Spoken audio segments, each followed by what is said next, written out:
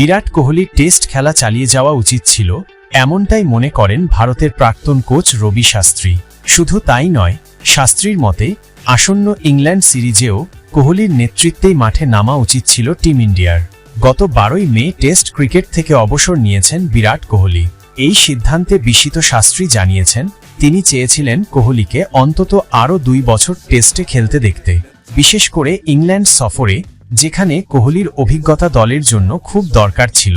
একটি সাক্ষাৎকারে শাস্ত্রী বলেন, আমি নিশ্চিত কোহলি আরও 2 বছর টেস্ট খেলতে পারত।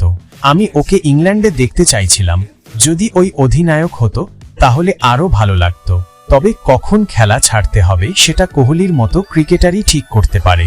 তার মতে মানসিক ক্লান্তি কোহলিকে এই সিদ্ধান্ত নিতে বাধ্য করেছে। শারীরিক দিক থেকে বিরাট এখনও অনেক তরুণ খেলোয়াড়ের চেয়ে অনেক বেশি ফিট, তবে মানসিক চাপের কথা আমরা অনেক সময় বুঝি না। শাস্ত্রী বলেন, আমি মনে করি বিরাট নিজের মনকে শুনেছে।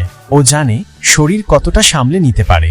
হয়তো ভীষণ মানসিক চাপেই পড়েছিল, না হলে এই কঠিন সময়ে ও টেস্ট ছাড়ত না। এখন থেকে কোহলি শুধুই একদিনের ক্রিকেট খেলবেন। শাস্ত্রীর মতে যেদিন ও সেটাও ছাড়বে সেদিন সম্পূর্ণভাবে ক্রিকেটকেই বিদায় জানাবে। ও না কোচিং করবে, না সম্প্রচারে আসবে, পুরোপুরি ক্রিকেটের বাইরে চলে যাবে। শেষে শাস্ত্রী বলেন, ইংল্যান্ডে ভারতের প্রথম টেস্টের সময় আমি ওকে খুব মিস করব। বন্ধুরা, আপনাদের কি মনে হয় বিরাট কোহলির কি এত তাড়াতাড়ি টেস্ট ক্রিকেট ছেড়ে দেওয়া উচিত ছিল? কমেন্টে অবশ্যই জানান।